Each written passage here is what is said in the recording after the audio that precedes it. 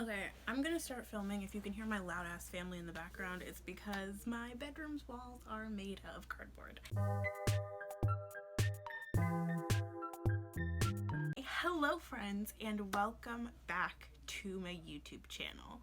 So today's video I'm really excited about because I'm going to be talking about books again. I miss talking about books on this channel. It's like my bread and butter. I love books, and I've been really into reading recently. So today I'm going to be filming a February reading wrap up. I'm pretty much just explaining like my relationship with books this month of February, what I have read, what I have started but not finished, what I DNF'd, and any books that I bought. If you watched my bullet journal video that I made a few weeks back, I don't know how long ago that was, I have this like list in my bullet journal of books that I've read where I have like space to rate them and see and just like write how I felt about them. So I will be referring to that throughout the filming of this video. I just like to have it nearby, so if you see me looking down, that's where I'm looking. The first book that I started and finished this year was The Tower of Nero, the final book in the Trials of Apollo series that I started and enjoyed so much last year. I had a really big like reading rut towards the end of last year. I just like wasn't reading as much as I wanted to be reading, and it was hard for me to like get into and finish books because there was a lot of stuff going on in my personal life. I had a family member who contracted COVID. I just was really stressed out from like October to the end of January essentially, so I wasn't really reading in that whole period of time. So the first book that I finished like 2 days before February started, and so I'm adding it to this video so that it doesn't fall by the wayside. But yeah, that's The Tower of Nero by Rick Riordan. It is the final book in the Trials of Apollo series, and honestly I really enjoyed it. I listened to it as an audiobook, and I had listened to the whole Heroes of Olympus and the whole prior Trials of Apollo series as audiobooks. I think the reason that I enjoyed listening to those books as audiobooks, I don't think that I would have finished them if I had read them in like the physical version, is because like when I was reading the Percy Jackson series, which is like down here on my shelf, it was kind of a slog once I was getting into the fourth and fifth book. I think there's something about Rick Riordan's books in which the suspense gets to feel predictable at a certain point. Like I know everything that's going to happen, and that's because I'm 22, almost 23 years old. Like I'm not 13 reading these books like, oh, what's gonna happen next? So it got to be a bit predictable when I was reading the physical Percy Jackson books, but listening to the books on audiobook was really fun, really enjoyable. Felt like I didn't have to pay as close attention. Does that make sense? It was like I could listen to it with like 80 to 90% of my brain while doing other things, and mostly those other things were like driving. I liked Apollo as a character. I liked his like character arc and his growth, and this is something that Riordan was exploring throughout this series, was like whether it's possible for the gods to grow and change. And what we find in this book is that yes, but first they kind of have to experience life as humans in order for that to happen. He had like to have a forced empathetic experience in which he learned what it was like to live life as the humans that he had been tormenting in order for him to better understand like how to be a better god. And I really liked that aspect of the book. And it also, I would 100% recommend that series if you really enjoyed the Percy Jackson books. Even if you're like an adult like me and you really enjoyed the Percy Jackson books, I would 100% recommend that series. I think you should check it out. I would recommend The Trials of Apollo before I would recommend The Heroes of Olympus. Check it out. I'm next going to talk about the books that I finished this month, and then move from there. So the first book that I finished this month was The Kiss Quotient by Helen Hoang. I got really into romance novels this month, not least of all because it was February, which is like Valentine's month. I didn't even think about that until after I had finished this book, and then I was like kind of purposefully pursuing romance novels because of this. This kind of like hit it big in like 2018 booktube. Everybody was talking about this, and I don't know, I really enjoyed it.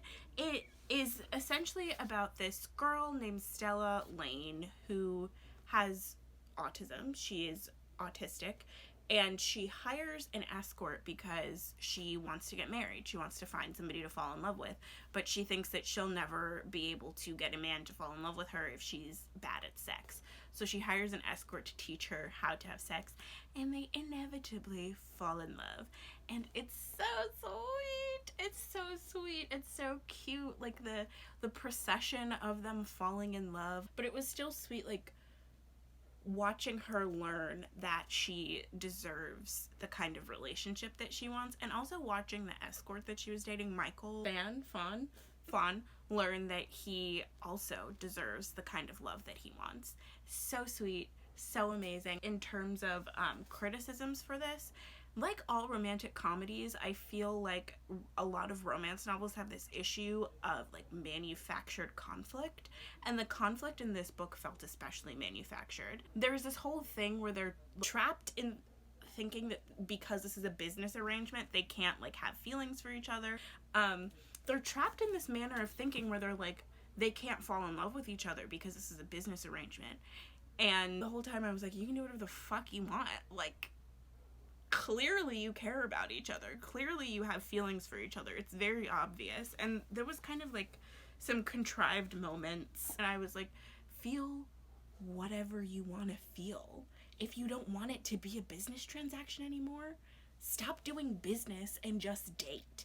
So that was probably the most annoying part of the book for me, but it was like ultimately really sweet and I really enjoyed it. The next book that I finished was Giovanni's Room by James Baldwin.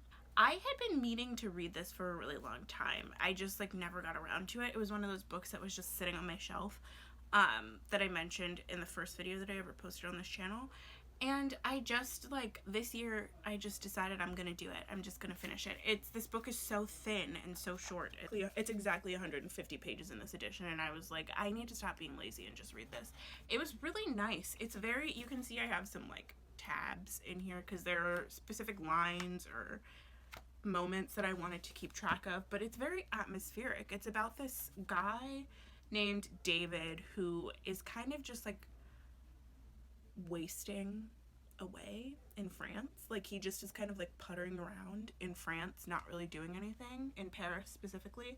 And then he meets he has this older gay man who he goes to for money. They don't really do anything sexual, but he just like gets money from him. And then while they're out one night, he goes to a bar and sees this guy named Giovanni. Then ensues a several months long kind of romance with Giovanni while his fiance, who is a woman, I think her name is Hella, is in Spain trying to figure out like if she's really ready to get married. This is one of those, it just is a classic. Like, I love James Baldwin. I love the way that he writes. I love the stories that he chooses to tell.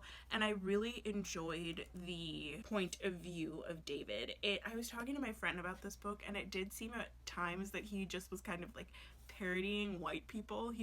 There were moments where it felt like he was writing a scene out of Gone with the Wind or something, like trying to imagine what a white couple would be saying to each other in a situation. But ultimately I really enjoyed it. I thought it was sweet. I liked all of the characters, and I liked the progression of the story. I will say that when I was looking it up on Wikipedia after I finished it, because I don't know if that's weird, but like after I finish books I like to look them up on Wikipedia and like get more information, and I felt like there was a lot on the Wikipedia page made about David's bisexuality and Giovanni's bisexuality.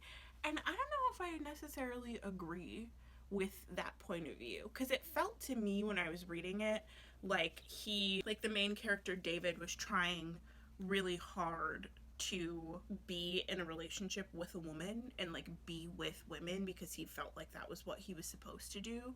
But there's this part where he like talks about how it just became entirely unsustainable for him, and that was something that he had been fearing the entire time. So I don't know, I would be interested to see like what your thoughts about that are, like whether you read his character as bisexual or whether you read him as just gay. To me it feels like he is gay but really, who knows? Like, sexuality is a spectrum. What do I know, you know? Okay, the next book that I finished after Giovanni's Room was The Bride Test by Helen Huang. This is one of the books that I bought this month. I'll put it in the like section towards the end where I'm talking about books that I bought and like where I'm at in them. But I read this whole book in like one day. If I liked The Kiss Quotient, I love this book. This book is about, so the escort from The Kiss Quotient, Michael Fawn, he has a cousin named Kai. Yes, his cousin Kai's mom, so Michael's aunt, goes to Vietnam and meets this woman, Mai, something like that. So she meets her in Vietnam. The mother meets her in Vietnam and is like, you're perfect for my son. I want you to come to America and seduce him so that he can finally get married. And she's like, uh-huh. So Kai's mom essentially like foots the bill and pays for her to fly across the world to America, and it's an opportunity for her to maybe get a husband out of this, but also to establish herself in this country and be able to take care of her daughter and her mother and her grandmother. So she is like really excited for the opportunity, but she's also very worried about being seen as like a gold digger or somebody who is just in it for the money. So she like really takes seducing Kai in earnest, and she's like, if he's gonna marry me, I want him to be in love with me. So it's really, oh, and the other thing that I forgot to mention is that Kai also has autism, so that's why he has kind of struggled with his emotional and romantic life. He seems to have this idea that he is physically incapable of loving someone because he's autistic. And so the whole book is spent like trying to help him get over this idea that he can't love anybody. And also Esme which is Mai's American name, Esme goes on this journey of like learning to believe in herself and trust her abilities and like understand what she's capable of. And it just is really sweet. It's such a sweet story. I love it so much. Whereas The Kiss Quotient is very much like, it burns hot and long from the beginning. This is a slow burn romance novel. I don't think Mai and Kai kiss for like the first 100 pages, or even really like touch for the first 100 pages, but they clearly have feelings for each other and they're like really into each other. And then when they finally do kiss, it's so satisfying. I'm probably gonna reread this in like a year or something and just like be sucked in all over again. But this was such a good book and I'm so excited. There's a third one coming out in this like kind of series following Kai's brother Quan and his quest to fall in love, and I'm super excited for that. I'm interested to see what that process is for Quan, but I'm very excited for that book to come out. So the final book that I read in February, that I finished in February, was An Image of Africa by Chinua Achebe. This book has 2 essays in it. One of them is An Image of Africa. The other one is The Trouble with Nigeria. I only read An Image of Africa because I didn't feel like reading The Trouble with Nigeria. And An Image of Africa is only 22 pages long. So does this really count? Yes, because I'm saying it does. But this essay is written by Chinua Achebe, and it's about the novel Heart of Darkness by Joseph Conrad, off of which the movie Apocalypse Now is based. And he's essentially making the argument that Joseph Conrad and the novel Heart of Darkness don't deserve the place that they have in the canon of English literature because the book is fundamentally racist and the author, through his work and his life, proved himself to be fundamentally racist. So I just thought I bought this when I was in England. It was £5. And I just thought that it was really interesting. There's always this like argument or this conversation about whether we can separate the art from the artist, and if we should even be like trying to separate the art from the artist. Like, what role does the creator of a piece of literature play in how that piece of literature is received in the world? There's like the death of the author, which is a whole other thing. And to an extent, I do think that like as a writer myself, once I write something, if I put it out into the world, the way that people interact with it is with it's completely out of my control. Like, whatever they decide to interpret from it is theirs to have. But at the same time, like, if I do something horrible in my life, I don't, which God forbid, I don't want to do anything horrible. But like, I don't think that I am entitled to people reading or revering my work because it is quote unquote objectively good, even if I am an objectively bad person or I have done objectively bad things in my life. And like, also, like, what even is objectively good and objectively bad? Like, that's a whole other conversation within itself. But I do think that it's an interesting argument that he presents in this essay, and I agreed with pretty much everything that he said. I think too that, like, this is something that I've been thinking about. I think about all the time because my parents immigrated to the United States from Mozambique, which is in southeastern Africa, and like, people always talk about Africa as if it is just a place that doesn't have people living there. And that's a thing that Achebe brings up in his essay, is that like, Africa, the continent, is just a like dark, scary maw for which inside of which Conrad's protagonists like either lose themselves or face the fears that they never would have encountered in Europe. It just is like, it's a site for them more so than it is a like actual place or a home of humans that live there and like live human lives and are interested in human things. And I think too about movies like Out of Africa, and the movie The African Queen. Like, these are all movies that I watched because I assumed that there would be Black African people in them because of their names, and I watched them and it just is like two vaguely attractive white actors talking to each other for 4 hours. The Africa in that fiction and in a lot of Western fiction is just a safari landscape, and if and when actual African people, like indigenous African people, appear in these films, they are not afforded any kind of interiority or humanity or anything like that. So that is my slight tangent, but this is a very thought-provoking essay. I'm sure it's available online somewhere. I just wanted to have it at my disposal. If I want to reread it or quote it or anything like that, use it in something that I'm writing in the future. But yeah, I highly recommend that you all check that out.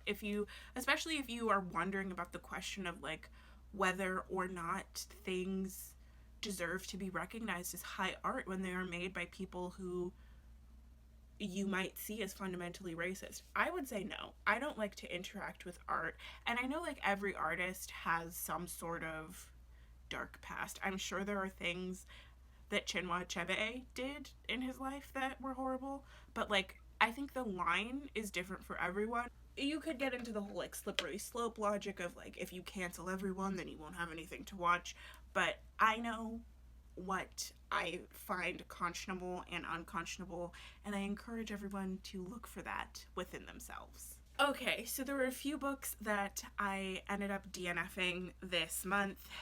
Unfortunately, one of them I did own. I made my partner buy it for me and I don't like it, so I think I'm gonna try and sell it and then just like give them their money back. If anybody's interested in this, message me on Instagram, because like, I don't want it anymore. But this is Beach Read by Emily Henry. I could not for the life of me get into this book. It was utterly ridiculous. I tried to read it after I finished The Kiss Quotient and The Bride Test because I was looking for another romance novel.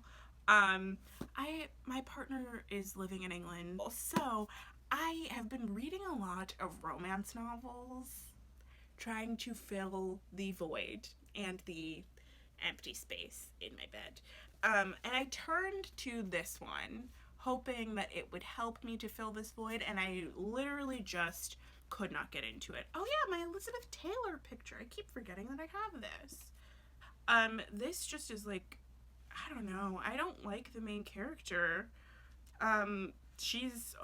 It's hard to read her prose. There's this one line that I found incredibly ridiculous that I just want to read to you guys to like illustrate why I couldn't get past anything to try and get into this book. Okay, I found the line.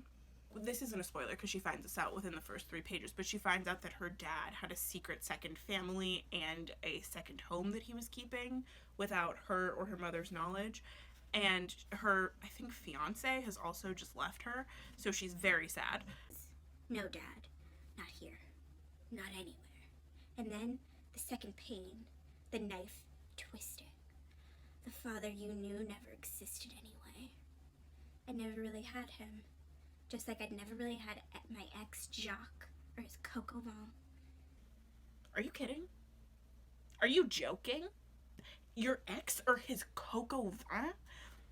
Also, the fact that her ex's name is Jacques, he's French, and he cooks cocoa vin, like, let's be a little bit more creative. I don't feel like getting into this. I don't want to read it. It's gently used, so if you're interested in reading this, DM me on Instagram and I'll ship it out to you. The other book that I ended up DNFing this month was also a romance book. I'll put it on the screen somewhere. But it was The Wedding Date by Jasmine Guillory. I find that I'm very picky with my romance novels. I like them to be explicit. I enjoyed The Kiss Quotient and The Bride Test because I felt like the way that Helen Huang described things was very easy to picture for a lonely girl like me with a burning hole in her bed. So I have been on the hunt for another romance novel that I would enjoy, that I can read, and I picked up the Wedding Date by Jasmine Guillory at Barnes & Noble, and I didn't dislike it, but I didn't like it enough to own it, so I ended up returning it. Let me just like give you the synopsis so that you know in case you're interested. It wasn't a bad book, like I said, but it's about this girl named Alexa, who is the chief of staff for the mayor of Berkeley, and this guy that she meets in an elevator that breaks down, whose name is Drew. His name is Drew. And they meet in the elevator, and he's about to go to the wedding of his best friend and his ex-girlfriend, and he's like, I desperately need a date. Do you want to go to this wedding with me? And she's like, okay, you're hot. Sure, I'm very nervous, but whatever. So she ends up going to the wedding with him. They have a great time, start liking each other, and then start kind of a long-distance relationship from there, because he lives in Los Angeles and she lives in Berkeley. And I was like, oh, this is perfect. I'm in a long-distance relationship. I would really love this. It just didn't grab me. It wasn't as descriptive as Helen Huang's novel was. And then I was like, okay, so this is good. This is good, but it's not great. So I returned it to Barnes & Noble, got my money back, and then I'm probably going to try and get it from my local library. I do want to finish it, but I'll probably do that in March. Yeah, so I'm going to talk about another book that I started this month. I'm not going to DNF it. I just am like picking my way through it slowly. That is Peter Pan by J.M. Barrie, which is very funny, speaking of like horribly racist authors and whether or not their books have a place in the literary canon. I don't know. I just picked this up. It was like $7 at the bookstore. I think I mentioned it in my first video. Yeah, this is my partner's favorite book, and so I wanted to read it for them. It is utterly ridiculous. I'm on page like 8, and they have a nanny. Their nanny is a dog. She's a gigantic Newfoundland dog, and this is even before Peter Pan has appeared.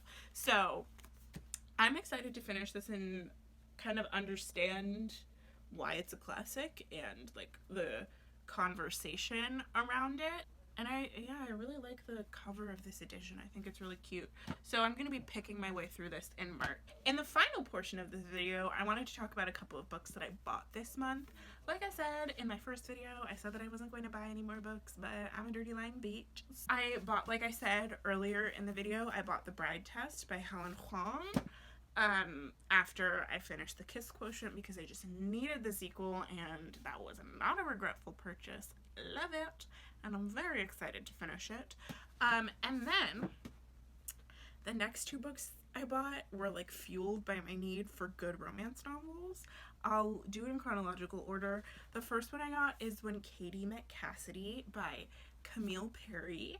I asked 2 of my friends for some WLW friendly romance novels because there are like none.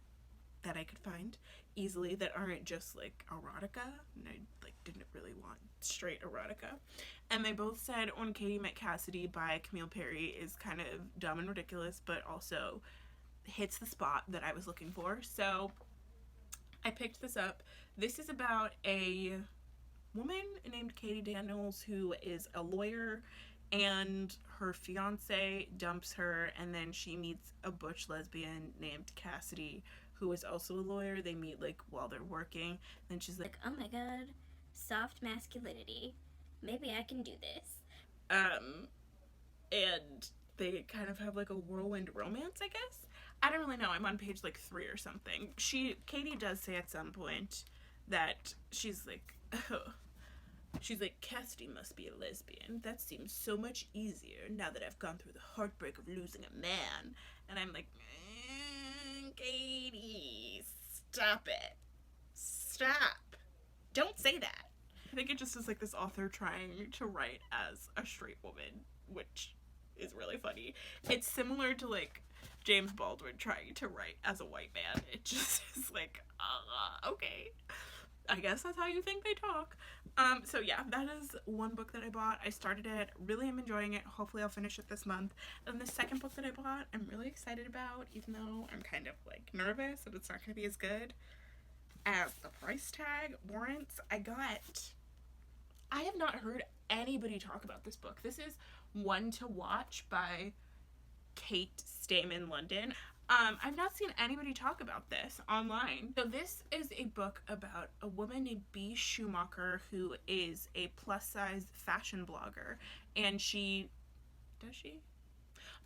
loves this like reality TV show that is a Bachelor analog in this universe called Main Squeeze, and one year they ask her to be on it, and she's really nervous because she's plus size and she's worried about like what the discourse is going to be like, whether the guys are going to be like tricking her or if it's actually going to be nice. And she goes on with the intention of just like getting her face out there and boosting her career, and actually ends up finding some people that she's interested in, and I'm interested in that. I was a bit put off because as soon as I opened the book, there's a Chris Harrison quote, which if you watched my last video that I will put up in the cards somewhere, that's a little iffy to me. But I'm taking into account that this was definitely written before 2021 when he was like revealed himself as who he is. But again, if you watch my last video, I've been getting into The Bachelor recently, and I just started watching it, and I feel like I understand this like huge cultural touchstone for so many white women in America better now. And because I've been getting into The Bachelor so much, I was like, why don't I read this book about what would happen if there was like actually a plus size bachelorette?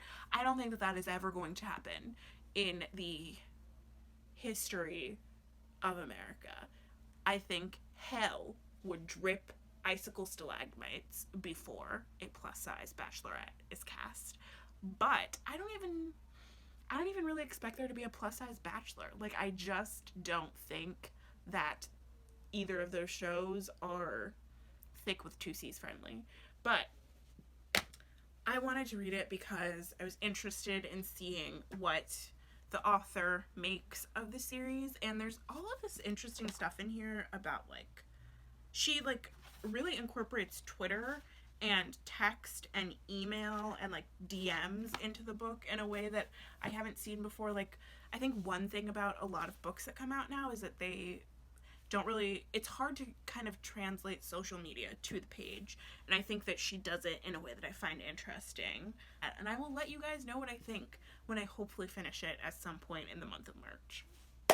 Okay, if you've made it to this point in the video, thank you so much for watching. That is everything that I read in the month of February, everything that I bought in the month of February, and everything that I couldn't be arsed to finish in the month of February. I am so appreciative of you for watching my channel, for enjoying my videos. If you liked this video, give it a thumbs up. If you have thoughts about any of these books, if you've read them, have feelings about them, leave a comment down below. I would love to have a conversation with you about them, especially Giovanni's Room, because I'm interested in seeing like what people think about the question of David's bisexuality.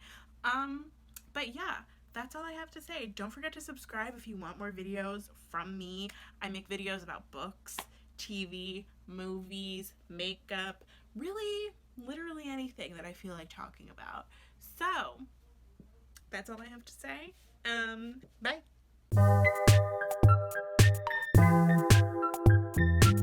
How do you like sign off YouTube videos? This is so weird. I've like never understood this. I've posted like 7 videos on this channel and I'm still confused.